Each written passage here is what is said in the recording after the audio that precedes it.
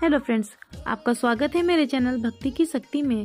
आज मैं आपको मकर संक्रांति के अवसर पर धर्मराज जी की कहानी सुनाने जा रही हूँ। एक समय की बात है जब पृथ्वी लोक पर बब्रुवाहन नामक एक राजा हुआ करते थे। उनका राज्य बड़ा ही सुखद था, समृद्ध था एवं राजा भी बड़े दयालु थे। उसी राज्य में एक ब्राह्मण हरिदास निवास करते थे। हरिदास एक तपस्वी थे। उनकी पत्नी का नाम गुणवती था, जो बहुत ही सुशील, धर्मवती एवं पतिव्रता स्त्री थी। गुणवती ने जीवन भर सभी देवी देवताओं की उपासना की और सभी प्रकार के व्रत किए एवं दान धर्म भी किया करती थी। इसके अलावा अतिथि सेवा को भी वह अपना धर्म मानती थी। ऐसे ही हंसी खुशी एवं ईश्वर की उपासना करते हुए वह वृद्ध हो गई। फिर समय आया, गुणवती की मृत्यु हो गई तो यम के दूत अपने साथ उसे यमपुरी ले गए। यमलोक में सुंदर सिंहासन पर धर्मराज विराजमान थे और उनके पास चित्रगुप्त बैठे थे। चित्रगुप्त के पास सभी प्राणियों के पाप पुण्य का लेखा जोखा था। चित्रगुप्त प्रभु को प्राणियों का लेखा जोखा सुना रहे थे। तभी वहाँ यमदूत गुणवती को लेकर पहुँचे। गुणवती उन्हें देखकर थोड़ी भयभीत हुई और सर झुकाकर खड़ी हो गई। चित्रगुप्त ने गुणवती का ब्यौरा निकाला और धर्मराज जी को बताया। धर्मराज जी ने पूरा ब्यौरा देखा और वे प्रसन्न हुए, परंतु फिर भी उनके मुखमंडल पर थोड़ी उदासी भी छाई हुई थी। यह देखकर गुणवती ने पूछा, हे प्रभु, मैंने तो सारे सत्कर्म किए हैं, फिर भी आपके मुख पर यह उदासी छाई है। इसका क्या कारण है? कृपा करके मुझे बताइए प्रभु, मुझसे क्या भूल हुई है? तब धर्मराज जी ने कहा, हे देवी, तुमने सभी देवी देवताओं के व्रत किए हैं और उपासना की है, परंतु कभी भी तुमने मेरे नाम का पूजा पाठ नहीं किया है, कोई भी दान धर्म नहीं किया है।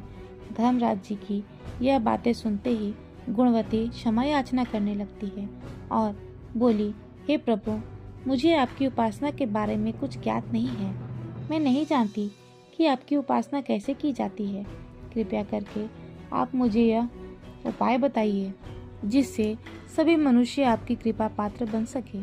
मैं आपके मुख से आपकी भक्ति का मार्ग सुनना चाहती हूँ और मेरी यह इच्छा है कि मैं मृत्यु लोक में वापस जाकर आपकी भक्ति करूँ और सभी लोगों को इसके बारे में बताऊं। धर्मराज जी ने उसकी विनती सुनकर उसे बताया कि जिस दिन सूर्यदेव उत्तरायण में प्रवेश करते हैं, यानी मकर संक्रांति के दिन से मेरी पूजा शुरू करें और इस दिन से लेकर पूरे 1 वर्ष तक मेरी पूजा करते हुए कथा सुननी चाहिए और एक दिन भी पूजा और कथा नहीं छूटनी चाहिए। साथ ही पूजा करने वाले व्यक्ति को धर्म की इन 10 नियमों का पालन करना चाहिए। पहला, धीरज रखना एवं संतुष्ट रहना। दूसरा, अपने मन को वश में रखना और सभी को क्षमा करना। तीसरा, चोरी या अन्य दुष्कर्म नहीं करना। चौथा, मानसिक एवं शारीरिक शुद्धि यानी पर पुरुष या पर स्त्री से बचकर रहना। पांचवा, अपनी इंद्रियों को वश में रखना। छठवां, बुरे विचारों को अपने मन में न लाना यानी बुद्धि को पवित्र रखना। सातवां, पूजा पाठ एवं दान पुण्य करना। आठवां, व्रत करना एवं व्रत की कहानी सुनना। नौवां, सच बोलना एवं सभी से अच्छा व सच्चा व्यवहार रखना। 10वां, क्रोध न करना। धर्म के इन सभी 10 लक्षणों का पालन करते हुए मेरी कथा नियम से सुनना। दान पुण्य व परोपकार करें एवं अगली मकर संक्रांति पर उद्यापन करें। अपनी सामर्थ्य से मेरी एक मूर्ति बनाकर विधि विधान से प्राण प्रतिष्ठा करवाकर हवन पूजन करें एवं साथ ही चित्रगुप्त की भी पूजा करें। काले तिल के लड्डुओं का भोग लगाएं, ब्राह्मणों को भोजन करवाएं व बांस की टोकरी में 5 सेर अनाज का दान करें। इसके अलावा गरीबों व जरूरतमंदों को गद्दा, तकिया, कंबल, लोटा व वस्त्र आदि का दान करें। हो सके तो गौदान भी करें। धर्मराज के व्रत की पूरी कथा सुनकर गुणवती ने पुनः धर्मराज से प्रार्थना की और कहा, हे प्रभु, मुझे फिर से मृत्यु लोक में जाने दीजिए, जिससे मैं आपके व्रत को करूं और इस व्रत का प्रचार भी लोगों के बीच करूं। इस बात पर यमराज जी ने अपनी सहमति दे दी। धरती लोक पर गुणवती पुनः जीवित हो उठी और उसके परिजन बहुत प्रसन्न हुए। गुणवती ने धर्मराज से हुए वार्तालाप के बारे में अपने पति को बताया और बोली कि हम यह व्रत अवश्य करेंगे और धर्म के नियमों का पालन भी करेंगे। मकर संक्रांति आते ही गुणवती और उसके पति ने व्रत शुरू कर दिया और 1 वर्ष पश्चात इसका उद्यापन किया। इसी व्रत के प्रभाव से उन पर धर्मराज जी की कृपा हुई, उन्हें मोक्ष की प्राप्ति हुई। जय हो धर्मराज जी की। मकर संक्रांति हिंदू धर्म का प्रमुख त्योहार है। यह पर्व पूरे भारत में किसी न किसी रूप में मनाया जाता है। जब सूर्य मकर राशि में आते हैं तब इस संक्रांति को मनाया जाता है। यह त्योहार हर वर्ष जनवरी माह की 14 तारीख को मनाया जाता है।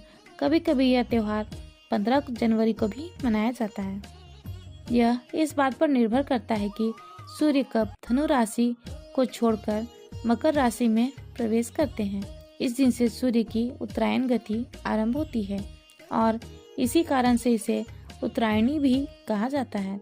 मकर संक्रांति से कई पौराणिक कथाएं जुड़ी हुई हैं। कहा जाता है कि इस दिन भगवान सूर्य अपने पुत्र शनि से मिलने स्वयं उनके घर जाया करते थे। शनिदेव चूंकि मकर राशि के स्वामी हैं, अतः इस दिन को मकर संक्रांति के नाम से जाना जाता है। मकर संक्रांति के दिन ही गंगा माँ भगीरथ के पीछे पीछे चलकर कपिल मुनि के आश्रम से होते हुए सागर से मिली थीं। यह भी मान्यता है कि गंगा माँ को धरती पर लाने वाले महाराज भगीरथ ने अपने पूर्वजों का उद्धार के लिए इस दिन ही तर्पण किया था। उनका तर्पण स्वीकार करने के बाद इसी दिन गंगा माँ समुद्र में जाकर मिली थी। इसलिए मकर संक्रांति पर गंगा सागर में मेला लगता है। मकर संक्रांति के दिन व्रत और दान का विशेष महत्व बताया जाता है। कहते हैं कि इस दिन किए गए दान से 100 गुना अधिक फल मिलता है। इसलिए मकर संक्रांति के उत्सव पर तिल का दान किया जाता है। मकर संक्रांति की चर्चा भविष्य पुराण में भी मिलती है। भविष्य पुराण के अनुसार सूर्य के उत्तरायण होने पर संक्रांति व्रत करने की मान्यता है। इस व्रत में संक्रांति के एक दिन पहले एक बार भोजन करने के बारे में बताया गया है। संक्रांति के दिन तेल और तिल मिश्रित जल से स्नान करना चाहिए। इसके पश्चात सूर्य देव की स्तुति करनी चाहिए। इस दिन तीर्थों में गंगा स्नान और दान करने से मोक्ष की प्राप्ति होती है। संक्रांति के पुण्य अवसर पर अपने पितरों का ध्यान और तर्पण करना पुण्य फलदायी माना जाता है। फिलहाल इस वीडियो में इतना ही। अगर आपको मेरी ये वीडियो अच्छी लगी हो तो मेरी वीडियो को लाइक एंड शेयर करें और चैनल को सब्सक्राइब करना ना भूलें। वीडियो में अंत तक बने रहने के लिए धन्यवाद।